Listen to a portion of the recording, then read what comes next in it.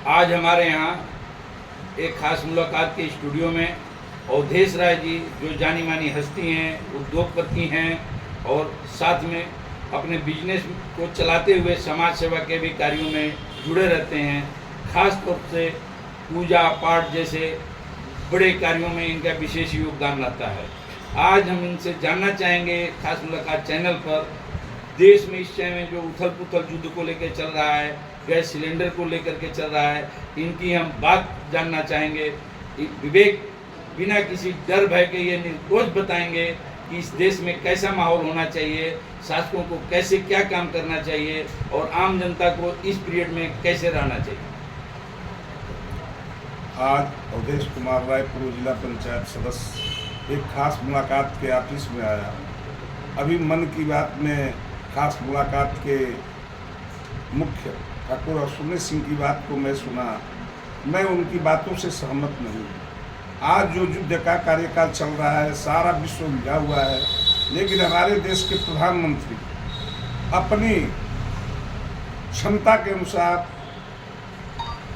भारत जैसे देश को चलाने के लिए आज कोई भी भूखा नहीं रह रहा है। एक योजना जो लाए हैं उससे मैं सहमत हूँ और नहीं भी हूँ।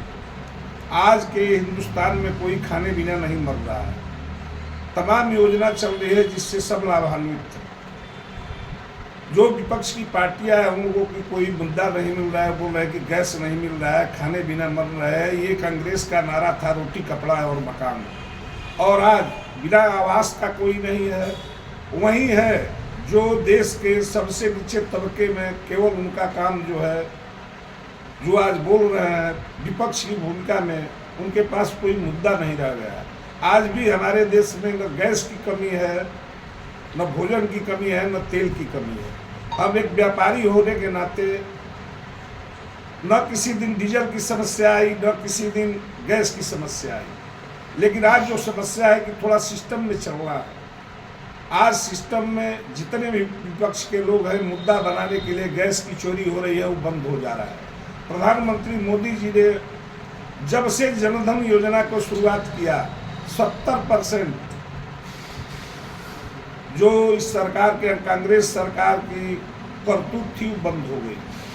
हर चीज़ ऑनलाइन हो गया, गैस भी अब हो गया वही सिस्टम। इसके पहले बेदबू मात्रा में बात तुम बेचो या जो करो, कोई पूछने वाला नहीं था। मिठाई के दुकान से रेस्टोरेंट तक सभी गैस का यूज कर रहे थे। आज भी गैस है कि वो सिस्टम बदल गया कि तुम 4 मत रखो, एक यूज करो और उसको सिस्टम में OTP जाएगा, उसको बुक होगा, आपको गैस मिलेगा, घर तक पहुँचेगा। तो आज भी न गैस की कमी है, न डीजल की कमी है, न पेट्रोल की कमी है। तमाम देशों में डीजल पेट्रोल के भाव में बढ़ोतरी हुई है, लेकिन भारत जैसे पिछड़े देश में आज भी 1 रुपया डीजल पेट्रोल और रसोई गैस पर दाम नहीं। इसका मतलब जो अभी आपके प्रधानमंत्री ने लोकसभा में बोला, वो झूठ बोले हैं कि समस्या है, देश समस्या से ग्रसित है। ठाकुर साहब, देश समस्या से ग्रसित ये है कि परिवार में, समाज में, भारत देश उनका परिवार है। मन की बात करते हैं, वो एक एग्जाम्पल दे रहे हैं कि हो सकता है युद्ध लंबा खींचे, उसके लिए अब मानसिक रूप से आप तैयार रहिए। मानसिक रूप से तैयार रहने का होता है कि परिवार का मुखिया होने के नाते एक छोटा बड़ा परिवार हो या बड़ा परिवार हो, जब बैठ के बात करते हैं तो अपने परिवार की समस्या को एक साथ रखी जाती है कि भाई एक समस्या आ गई है, उसमें सब लोग सहयोग करें, कोई भी समस्या हल हो जाए। कोरोना की समस्या के लिए उन्होंने थाली बजवाया, और इस समस्या के लिए क्या करवाने वाले? कोरोना की समस्या में थाली बजवाया इसलिए बजवाया कि हमारा देश एक है कि नहीं, और थाली बजाने का कोई मतलब नहीं था, न कोई टुटका था। एक लोगों की मन में क्या है उस बात को जानने का एक तरीका था उनका, कि सिस्टम में आप लोग कितना हमारा साथ दे रहे हैं। और उन्होंने जो हम लोगों की पद्धति है, सनातन धर्म का जो ज्ञान है, वेद में है, विज्ञान जो आज कह रहा है, कोरोना से सारे देश में अफरा तफरी मची, लेकिन हमारे देश के जो धूप बत्ती और अगरबत्ती डेली हमारे घर में पूजा होता है, हमारी माताएं बहनें और सभी लोग अगरबत्ती और धूप बत्ती जलाते हैं, जिससे वायरस बढ़ जाते हैं। यज्ञ होता है, उसमें जितनी दूर यज्ञ की आहुति जाती है उससे सारे वायरस खत्म हो जाते हैं। तो हमारे प्रधानमंत्री मोदी जी ने देश की एकता एक करने के लिए थाली बजवाया और ताली बजवाया, और उसको विपक्षी दूसरा मुद्दा लेके बैठते हैं। मोदी जी जैसा व्यक्ति तो अगर इस बार क्या करेंगे, इस बार ये और जो क्या मुद्दा है?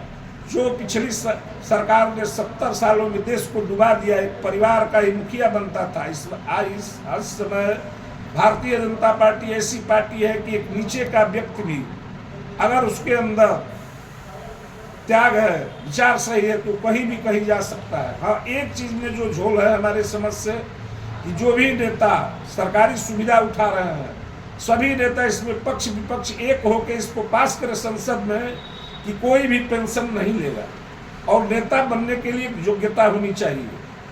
दूसरी चीज, उत्तर प्रदेश में आदरणीय योगी जी की सरकार है। मैं एक खास मुलाकात में ये कहना चाहता हूँ कि योगी जी थोड़ा आप अपने अधिकारी और कर्मचारी को नियंत्रित करें। आपका ठीक है, लेकिन जो आपके नीचे वाले कर्मचारी हैं वो अपनी आदत से बाज नहीं आ रहे हैं। वो आपको बर्बाद करने के लिए विपक्षियों के मिल करके और आपकी छवि को खराब करने के लिए, मोदी और योगी जी के छवि को खराब करने के लिए विपक्षियों का साथ दे रहे हैं और जनता को प्रताड़ित कर रहे हैं। इस पर अंकुश लगाना जरूरी है। और एक खास मुलाकात के ऑफिस में मैं कहना चाहता हूँ कि पक्ष विपक्ष होना चाहिए, विपक्ष मजबूत होना चाहिए, लेकिन आमने सामने बात हो। लेकिन जब बात प्रश्न करने का काल आता है तो भगने के लिए विपक्ष की पार्टियां एक और करके महिलाओं को आगे करके भागने का काम करती है, सदन से निकल जाती है। अगर किसी बात की पूछना है तो आमने सामने, जिस तरह से आज हम एक खास मुलाकात के ऑफिस में बैठे हैं, ठाकुर साहब के व्यक्तित्व को सुना, बातों को सुना, मैं उससे सहमत नहीं हूँ, मैं उसके विपरीत अपनी बात रख रहा हूँ। एक जनता से पूछना चाहिए कि जो रोटी, कपड़ा और मकान, कौन ऐसा घर नहीं है, हम लोग देहात से बिलोंग करते हैं, जिस घर में पहनने के लिए पैर में नहीं जूता था, उसके घर में आज 5 जोड़ी जूता रखा हुआ है। एक कपड़ा नहीं मिलता था, कोटे की दुकान पर मारामारी कपड़े की होती थी, उसके घर में आज 10 जींस फटा हुआ है। जिसको सबसे ज्यादा गरीब पहन रहे हैं वो 8,000 का फटा हुआ जींस पहन रहा है, किस लिए? शौक में। और मैं बातों से सहमत नहीं हूँ, लेकिन प्रधानमंत्री जब आए बिना कहे बिना एक जनधन खाता खुलवा दिए। परेशानी है जो हमारे देश में विपक्ष नहीं, एक आपकी बात कह रहा हूँ कि परेशानी किसी भी चीज़ की नहीं है, लेकिन परेशानी पैदा कौन किया? आप 70 साल में जिन जिन उद्योगों को, इसरो जहाँ आप आज हम चांद पर जा रहे हैं, हवाई अड्डा इतने सारे बने, ठीक, उसका आप आकलन देखिए, उसको सबको मोदी जी ने एक काम किया कि जो 70 साल पहले वो जो हमारे देश की स्ट्रक्चर की नहीं किया था, रोड 11 साल में। आज आप भी जा रहे हैं दिल्ली से लेकर के नागपुर में। एक मिनट ठाकुर साहब, मेरी बात सुनिए। 70 साल में जो कांग्रेस ने नहीं किया, वो 11 साल में सबको बेच करके भाजपा सरकार ने कर कुछ दिया। नहीं बिका। रेलवे की सुविधा बढ़ी, जो सरकारी काम अफसर नहीं करते थे, बेरोजगारी हटाने के लिए जो आदमी बैठे 1 लाख रुपया वेतन पाता था, प्राइवेट सेक्टर में जाने पर 30,000 रुपया मिल रहा है। आज भी बैठा है, आज भी वो अधिकारी बैठा है और 500 रुपये कमाने वाले से घूस लेता है। दिक्कत ये है कि पूरी व्यवस्था को एक बार नहीं बदल सकते हैं, उसके लिए आप इस पे क्या कहेंगे? आप बताइए, आप इस पे क्या कहेंगे? एक अधिकारी पैसा कमा रहा है 1 लाख रुपए तनख्वाह, लेकिन 500 रुपए कमाने वाले से घूस मांगता है। पूरे सिस्टम को नहीं बदल सकते हैं, सारा सिस्टम बदल रहा है। सच्चाई है कि नहीं है? आज ऑनलाइन हो रहा है कि कहीं भी पकड़ में आ जाएगी और कोई छूटेगा नहीं। अगर मोदी जी 10 साल रह गए तो कोई छूटेगा नहीं, सब जेल में जाएंगे। ईडी पकड़ेगी, सीबीआई पकड़ेगी। जितना 2 नंबर का पैसा है, अब नोट बदलने का कारण यही हुआ कि कुछ लोग नोट दाब के बैठे थे, लेकिन मोदी जी ने राहत दिया कि ईमानदारी से निकाल लो। लेकिन आज भी भ्रष्ट के पास भ्रष्ट लोग कम से कम कुछ नहीं तो 2000 की नोट अगर 2% भी रखे हैं तो 2% मतलब कितना 1000 करोड़ रुपया रखे हैं, जो कागज की टोकरी जैसा काम कर रही है। और देश की जनता के पास जो ऑनलाइन व्यवस्था हो गई, जो ऑनलाइन योगी जी ने किया, राशन की व्यवस्था ऐसी हुई